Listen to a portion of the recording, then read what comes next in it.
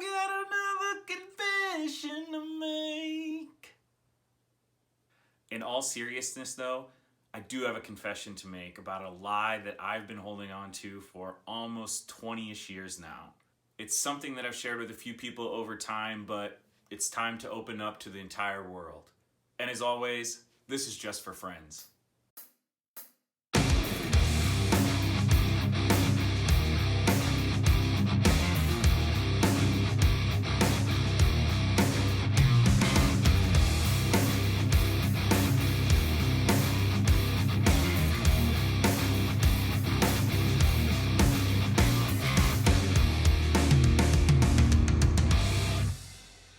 If you knew me in college, it was probably pretty common that I would actually show up with something that looked a lot like this.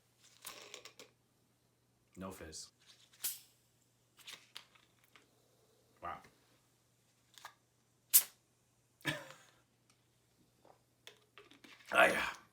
Whether we were playing Halo or I was going to a barbecue, I always had a Mountain Dew in hand. Pretty much 24/7. Even when I was going to sleep, the caffeine really didn't affect me, so I was even smashing those cans before I hit the sack. But really, this story starts way back, so I'm not trying to make these episodes in chronological order by any means, but if you did watch episode 2, this is actually about that same time in my life when I was 10 or 11 years old. I was at a church lock-in at my local church, and my youth group was together, and we were playing these games, and you would be on teams, and you'd win points.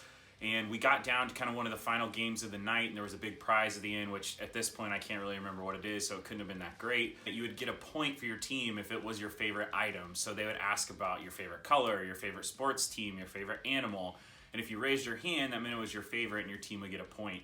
The other team had a ton of points, and as you know, I'm very competitive, so when it came down to it, I was like, whatever the answer is on this next one, I'm just gonna raise my hand. So the last question came up and they asked, is anyone's favorite pop Mountain Dew? And I immediately raised my hand as fast as I could because I needed to secure the win. I needed to secure that point. However, my favorite pop is not Mountain Dew. It never really has been. It was a lie that I had to live with for 20-ish years. Not only was it a lie, but I told it in church.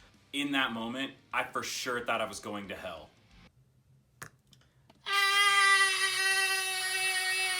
As a God-fearing kid growing up, and even a God-fearing man that I am today, it really dug into me where I knew that if I said it, and I said it in church, that I was going to commit to that lie for as long as I possibly could.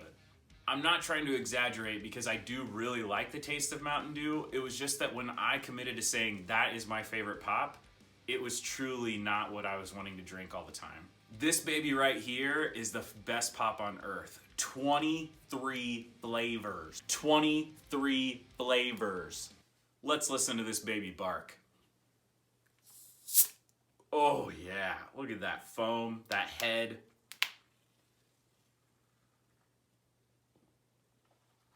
Oof. My palate is pretty sensitive, so I can taste each and every one of those 23 flavors.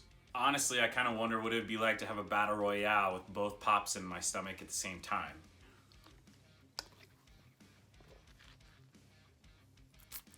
Oh yeah, suicide me, baby. It feels like a weight off my shoulders to finally be able to express my passion and my love for Dr. Pepper. And who knows, when I get to heaven someday, I hope that me and Jesus actually can crack a couple Mountain Dews and laugh about it.